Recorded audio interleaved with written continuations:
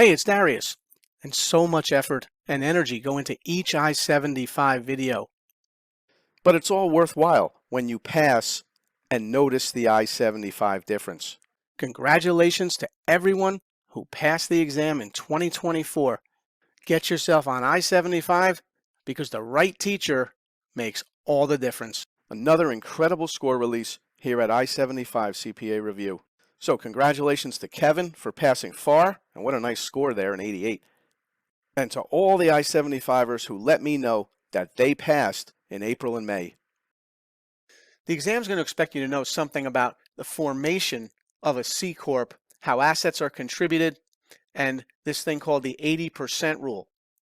If you recall, when we did partnerships, assets went in at basis, and appreciated property that was being contributed did not trigger an immediate gain. But with corporations, assets go in at basis only if the 80% rule is met. So we got to learn about this 80% rule. If the 80% rule is met, assets roll into the corporation at the owner's basis without any gain being recognized by the owner shareholder. Otherwise, if the 80% rule is not met, then assets go into the corporation at fair value, and the stockholder, the owner who's contributing the appreciated asset, will recognize a gain as if she were selling the asset to the corporation rather than transferring it. So with partnerships, assets always go in at basis, but with corporations, C or S, assets go in at basis only if the 80% rule is met. So let's look at this first example where the 80% rule is met. We got Boyle and Jordan form Victory Corp, and Boyle contributes cash of $30,000 for 50% of the stock. Jordan contributes land with a basis of $20,000 and a fair value of $30,000 for 50% of the stock. Notice that both Boyle and Jordan are contributing assets. They're both contributing property, right? Boyle's contributing cash and Jordan's contributing land.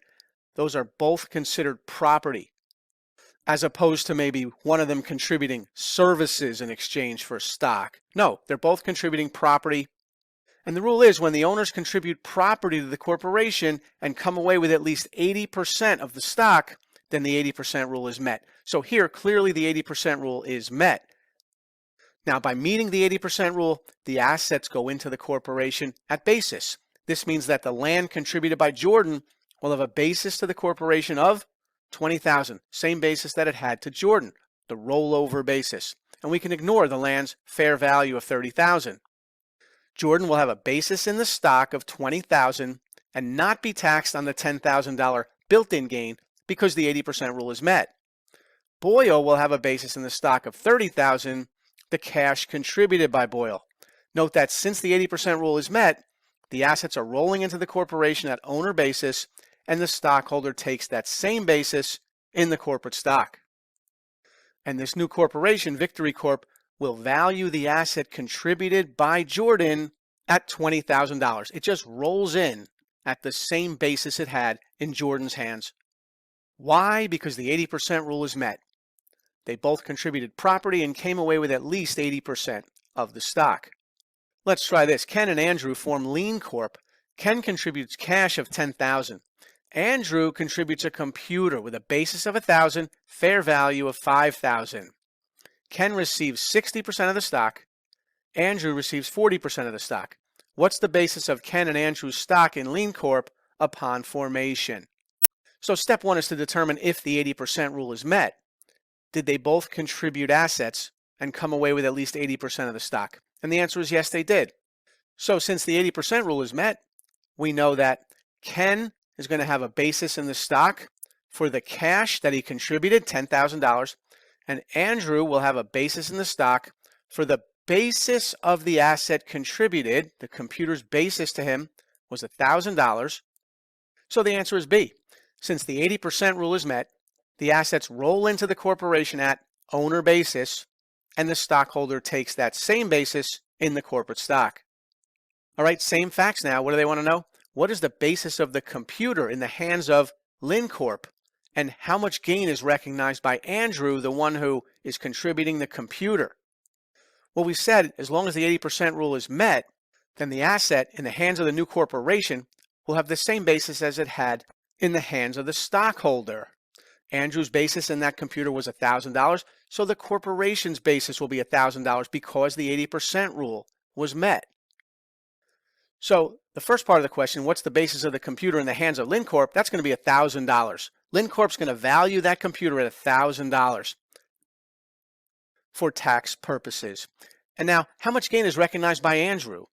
Because Andrew did contribute a computer with a basis of $1,000, fair value of $5,000. So is there a $4,000 gain that Andrew has to recognize? Is B the answer? No, there's no gain because the 80% rule was met. The asset just rolls in at basis, no gain recognized, even though there was a built-in gain, since the computer has such a low basis and a fair value of $5,000, but none of that matters because the 80% rule is met. So the answer is A. When property is transferred to a corporation in exchange for stock, and the transferors are in control of the corporation immediately after the exchange, meaning they own at least 80% of the stock, then no gain or loss is recognized by the shareholder. Andrew's computer with a basis of $1,000 is transferred to LinCorp, and LinCorp takes the computer with that same basis, $1,000. Why? Because the transaction qualifies under what's called Section 351 of IRS, better known as the 80% rule. And when the 80% rule is met, no gain is recognized. Letter A is correct. Now let's look at example 2, where the 80% rule is not met. We got Boyle and Jordan again forming Victory Corp, but it's a little different. Boyle contributes cash of $9,000 and land with a basis of $10,000, fair value of $30,000 for 50% of the stock. Jordan contributes no cash, no land, but instead services with a value of $40,000 for 50% of the stock. Notice that only Boyle is contributing property this time. Jordan is contributing services and getting 50% of the stock. The 80% rule requires those in control of the corporation to have contributed property. The 80% rule is not met in this example. Services is not a property contribution. Therefore, Jordan's contribution of services can't be considered for the 80% control rule. By not meeting the 80% rule, the land contributed by Boyle goes into the corporation at fair market value, as if Boyle is selling the land to the corporation in exchange for the shares. Boyle will have to recognize a capital gain of $20,000, and Boyle will have a basis in the stock of $39,000, cash of $9,000 plus the land's basis of $10,000 plus the $20,000 gain recognized. As for Jordan's going to have a basis in the stock of $40,000, the value of the services. And Jordan will recognize ordinary income on the services performed, $40,000. Victory Corporation will value the land contributed by Boyle at its fair value of $30,000. So your first job in one of these formation of a corporation questions is to determine whether the 80% rule is met or is it not met. Because if it's not met, then the assets go in at fair value. And there'll likely be a capital gain. If you have an appreciated property like this, the one who contributed that property, Boyle in this case, will recognize 100% of that gain. All right, let's try this. They want to know, what is Adrian's gain recognized from the transfer of property in exchange for stock? So during year 5, Adrian, Barry, and Corey formed Davis Corp. Pursuant to the incorporation agreement, Adrian transfers property with a basis of $30,000 and a fair value of $45,000 for 40% of Davis Corp stock. Barry transfers cash of $35,000 in exchange for 30% of the stock. So two stockholders in, they've both contributed property, and have we met the 80% rule yet?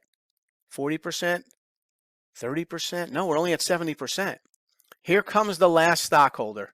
Corey performed legal services valued at $25,000, exchanged no property, and received 30% of the stock. And they want to know what's Adrian's recognized gain from the transfer of her property in exchange for the shares.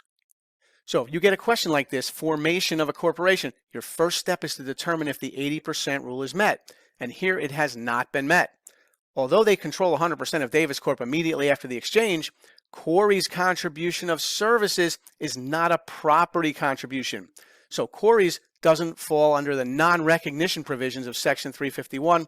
Therefore, Corey's contribution can't be considered for the 80% control rule.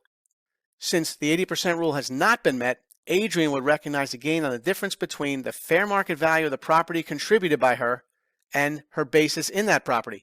So her gain would be $15,000, which is answer choice B.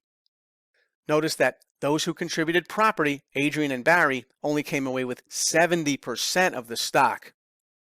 They would have needed to come away with 80% or more in order for this rule to be met.